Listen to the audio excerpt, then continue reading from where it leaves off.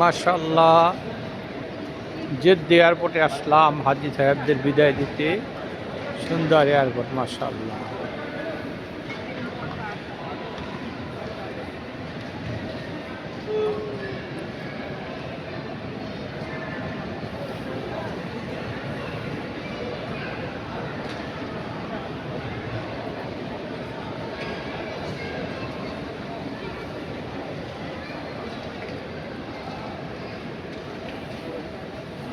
বিমা